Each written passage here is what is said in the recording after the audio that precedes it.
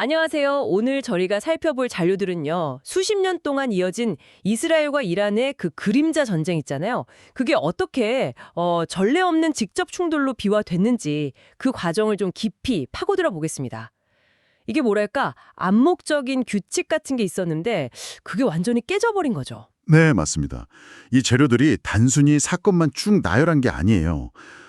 왜 이런 극적인 변화가 생겼는지, 그 배경, 또 양국의 그 속내는 뭔지, 군사력 차이는 어떻고, 이게 또 세계 경제나 외교, 특히 우리 한국에는 어떤 영향을 줄지 상당히 다각도로 분석하고 있거든요. 오늘 이 복잡한 상황의 어떤 핵심, 그걸 함께 짚어보면 좋겠습니다. 네, 그럼 시작부터 좀 볼까요? 2025년 6월 13일이었죠. 이스라엘의 라이징 라이온 작전.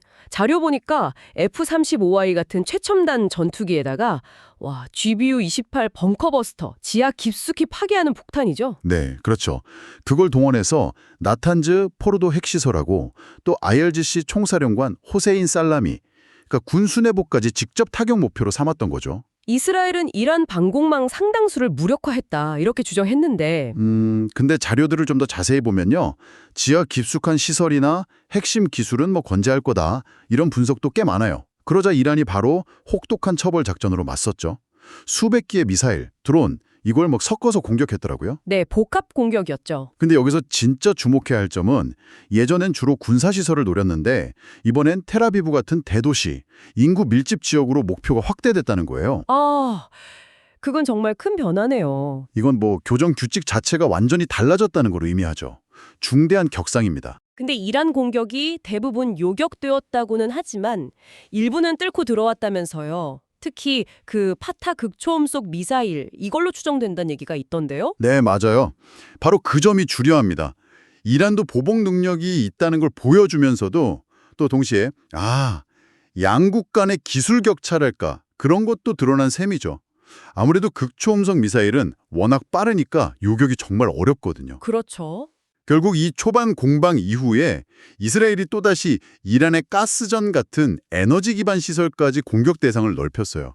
보복이 악순환이네요, 정말. 네, 그래서 6월 중순까지 이란에서 200명 넘게, 이스라엘에서도 한 20명 이상 사망자가 나오면서 이제 진짜 말 그대로 열전이 된 거죠. 듣기만 해도 심각한데 가장 우려되는 건 과거에는 절대 넘지 않았던 선. 그러니까 핵시설, 대도시, 경제 기반 시설 같은 레드라인이 그냥 무너져 버렸다는 거군요. 맞습니다. 바로 그겁니다. 이스라엘의 핵시설 공격으로 시작해서 이란이 대도시를 공격하고 또 이스라엘은 민간 에너지 시설을 공격하고 이런 식의 상호 격화는 이거 앞으로 중동 분쟁이 어디로 튈지 정말 예측 불가능하게 만들었어요. 위험한 선례를 남긴 거죠. 그렇다면 이스라엘은 왜 이렇게까지 위험을 감수하면서 나선 걸까요? 자료들 보면 몇 가지 이유가 좀 보이던데요? 네, 크게 두 가지 정도로 분석해 볼 수 있을 것 같아요. 첫째는 역시 2023년 10월 7일 그 하마스 기습 이후에 이스라엘의 안보 전략 자체가 바뀐 거죠. 예전처럼 위협을 관리하는 수준이 아니라 아예 뿌리를 뽑겠다, 이런 의지. 제거하겠다? 네타냐후 총리의 국내 정치적 입지, 이것도 무시할 수 없는 변수고요. 그렇군요. 반면에 이란은 최우선 목표가 정권 생존이라고요. 자료에 따르면 이란도 참 어려운 선택의 기로에 놓였을 것 같아요. 그렇죠. 이게 참 딜레마인데 공격을 받고 가만히 있으면 내부적으로나 중동 내 동맹들 사이에서 신뢰도가 확 떨어지잖아요. 네. 그렇다고 또 전면전을 벌이자니 이건 군사력 차이 때문에 패배할 위험이 너무 크고 그래서 아마 억제력을 보여주면서도 동시에 국제사회가 좀 개입해주길 바라는 강압적 긴장고조 전략 이런 걸 썼을 가능성이 커 보입니다. 공군력은 약하지만 미사일이나 드론, 사이버 능력 같은 비대칭 전력에 의존하는 거군요. 네. 아이러니하게도 이번 이스라엘 공격이 오히려 이란한테 핵무기 개발의 필요성, 그 명분을 더 강하게 만들어줬을 거라는 분석이 지배적이에요. 참 복잡합니다. 근데 이 충돌이 당장 세계 경제에 미친 영향도 상당했죠. 유가가 바로 급등했잖아요. 특히 호르무즈 해협, 전 세계 원유 20%가 거길 지나가는데 여기가 막힐 수도 있다는 우려 때문에 운임이나 보험료가 엄청 뛰었고요.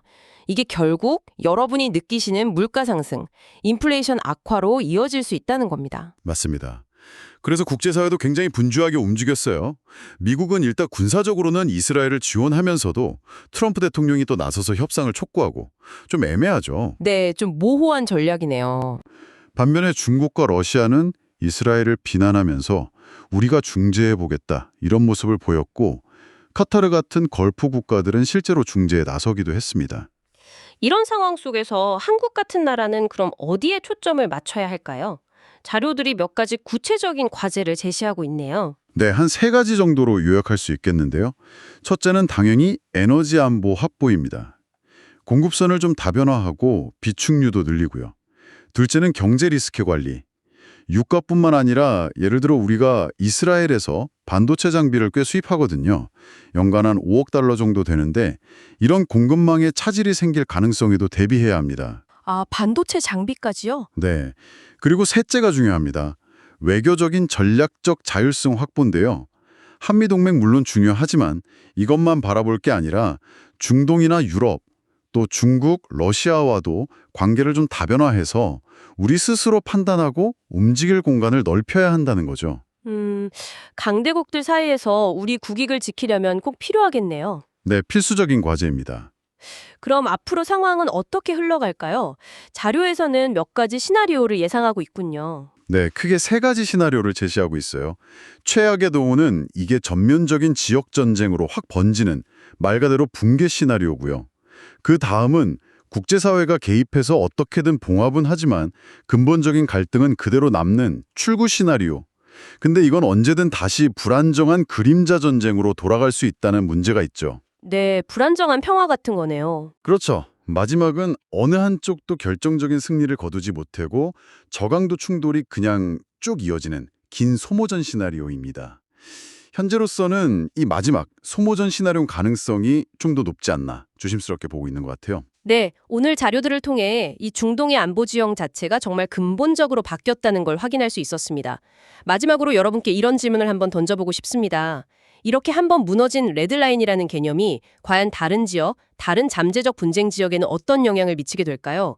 그리고 이렇게 급변하는 국제정세 속에서 여러분이 생각하시는 진정한 전략적 자율성이란 무엇이고 우리는 그것을 어떻게 확보해 나가야 할까요? 이 질문들 한번 곱씹어 보시면서 오늘 이야기 마무리하겠습니다.